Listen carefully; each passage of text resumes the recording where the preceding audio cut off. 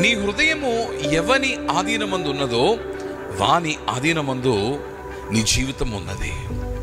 నీ విశ్వాసము లోకము యందు ఉంచితే, లోకములో ఉన్న నియమములకు అనుగుణముగా నీ జీవనమును కొనసాగిస్తే, remember the world will hold your life.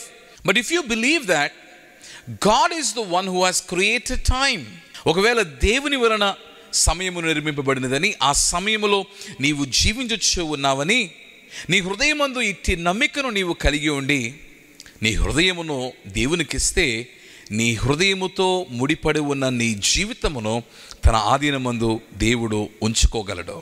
ఈరోజు మనలో అనేకులు పోరాడుతూ ఉన్నారు. We are not assured of our tomorrow. రేపటిని గూర్చిన అభయమును కలిగిన వారముగా ఉన్నాము.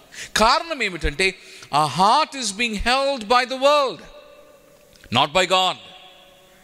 Our heart is being held by the beliefs of the world, the system that is existing out there in the world.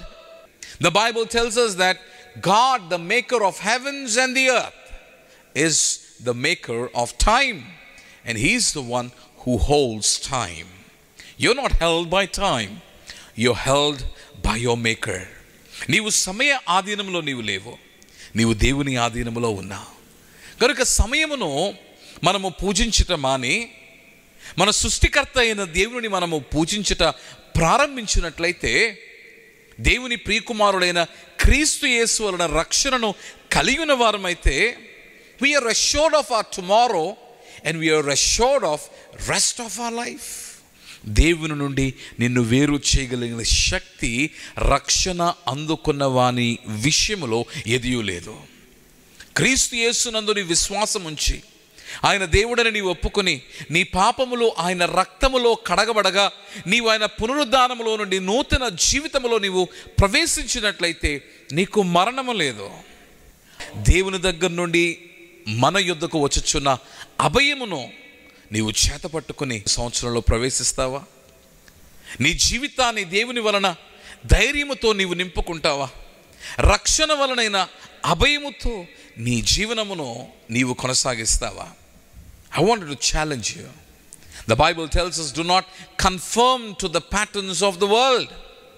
దేవుని యొక్క ఆజ్ఞ మేర నీ జీవితమును నీవు జీవించి క్రీస్తు యేసు వలన రక్షణను బట్టి ధైర్యము తెచ్చుకుని నిత్యము నీ జీవితమును గూర్చి, అంతము లేని జీవితమును గూర్చి నీవు సంతోషముతో నిండి ముందుకు సాగవలనని జీవాహారమును మా ఆధ్యాత్మిక కార్యక్రమంలో ఈ వర్తమానం మీకు అందిస్తూ ఉన్నాం.